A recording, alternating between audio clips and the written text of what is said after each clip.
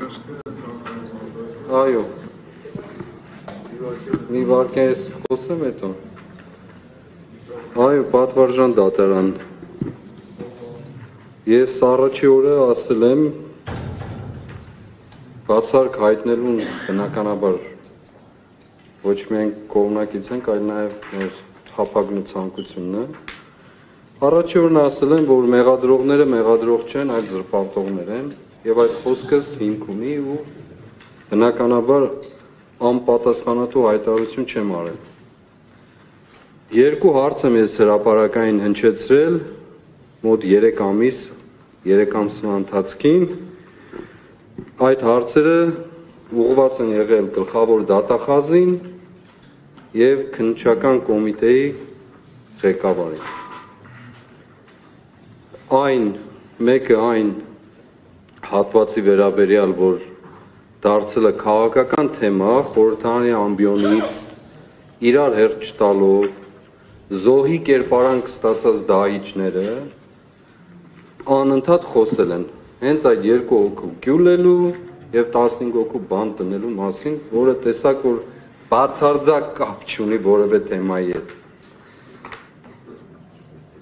Երկրորդը,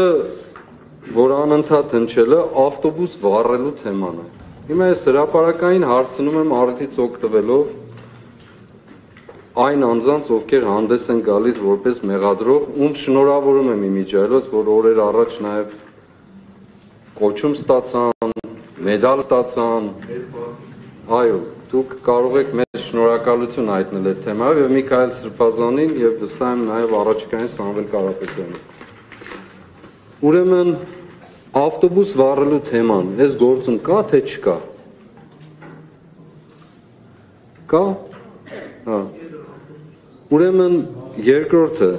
ինչին է վերաբերում 2 հոգու գյուլելու, 15 հոգու բանտ դնելու թեման։ Մնացածների մասին չեմ ասում, որ թե ինչպես նենգաբար,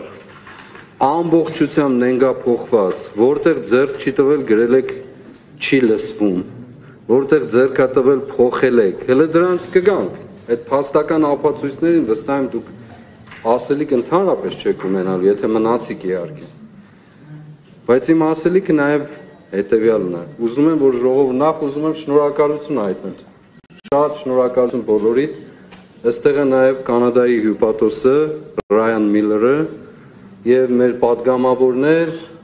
հասարակական գործիչներ, մեր պար ժողովուրդ, Մարիա ջան, քեզ էլ բարի ազատում։ Ուրեմն հունիսի 28-ին ես արդեն 2 օրվա կալանավոր էի։ Այո։ Ուրեմն կալանքը տրվում Միքայել arczepiskopos Աջապահյանին։ Միքայել Սրբազանին ուղեկցում են իմ խուց։ Հունիսի 28-ին ժողովուրդ։ Հունիսի 28-ից սկսում են լսել մեր խուցը։ Հրահանգը տրված 3 ամսվա համար, մինչդեռ մեր կալանքը 2 ամսով էր։ Հրահանգ մինչև սեպտեմբերի 28-ը։ Այսինքն նախապես արդեն որոշված է մեղադրողների շուրթերով, դատավորի կամ որևէ կերպով չգիտեմ, որ այդ կալանքը պետք է լինի նվազագույնը 3 ամիս։ Բայց մեզ 2 ամսվա կալանք է տրվել 3 ամսվա գաղտնալսման իրավունքով։ Սա ինչ է նշանակում, եւ լսելը լսել, բանտախուցը կլսեն էլ, կտեսնեն էլ, եթե չանեն ամոթ իրենց ուրեմն, բնականաբար պետք է անեն։ Լսել են 2 հոգևորականի խոսակցություն, մեկը կարող է մյուսի խոստովանը հայրն է կամ խոստովանորդինը, եւ առանց ամաչելու նաեւ մտցրել են գործերի մեջ, բացարձակ ոչ մի բան չլինելով գործի հետ առնչված, բացարձակ ոչինչ, փորձելով իմանալ, թե որտեղ են այն թաքստոցները, որով ներխուժում էին մեր բնակարաններ խուզարկելու, թե որտեղ են այն զենք զինամթերքը, որոնք մենք չգիտեմ ինչ են կարել, ասեմ ձեզ որտեղ են, Իջևան ԿՊ-ի գրասենյակի նկուղում են այդ զենքերը, հիմիկվանից ասում եմ։ Ուրեմն, ինչու եմ ես սա ասում, այնքան հիմնազուրկ այնքան ոչինչ չունեցող իրենց լեզվով ասած 8 ամիս լսել են, բավարար չի հիմք ունենալու համար 8 ամիս 8 ամիս ժողովուրդ երևակայեք լսել են, գաղտնա լսել են իրենց ասած, բավարար հիմք չունենալով վերջին ճիք են գործադրել, որ մեր խոսակցությունները լսեն, պարզելու համար թե թաքստոցները, զենքերը իրենց խելքին պարկած որտեղ են։ Այս սա է, որ մեղադրողը, ինչպես ասացի, հանդես է եկել որպես զրպարտող։ Եվ երկրորդ բանը,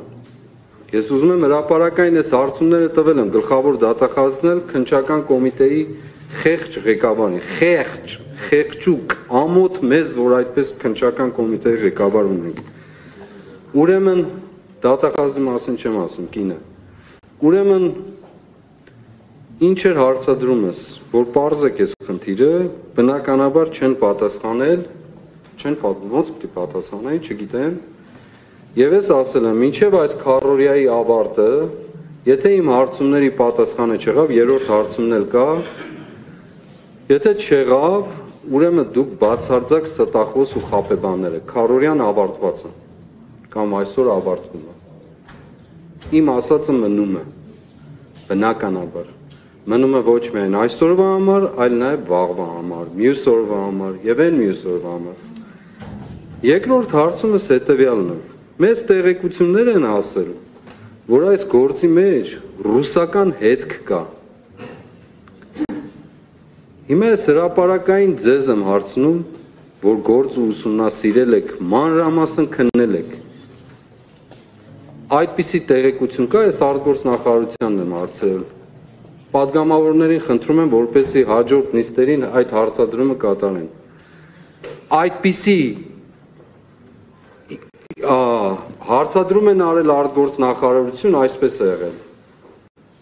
Այս գործի վերաբերյալ եւ պատասխանել են, որ ռուսական հետք կա։ Հիմա ես հարցնում եմ, այդպիսի զրույց եղել է թե ոչ, ասել են թե ոչ, եւ երկրորդը ռուսական հետք կա այս գործի մեջ, թե չկա։ Ուրեմն ամեն աղբ լցրել են մեր կյանք, բավարար չի, եւ այստեղ այս 18 հոգում ամբողջությամբ զրպարտության, բանսարկության հողի վրա եւ դրան մասնակից են առաջին հերթին, հենց առաջին օրվանից, կամավորաբար եթե ստանձնել են վատ, եթե ներողություն, եթե հրահանգով են ստանձնել վատ, եթե կամավորաբար են ստանձնել շատ ավելի վատ հանրային մեղադրողները։ Եվ դուք էլ ցավոք պատվարժան դատարան երևի ժամանակ չունենալով կամ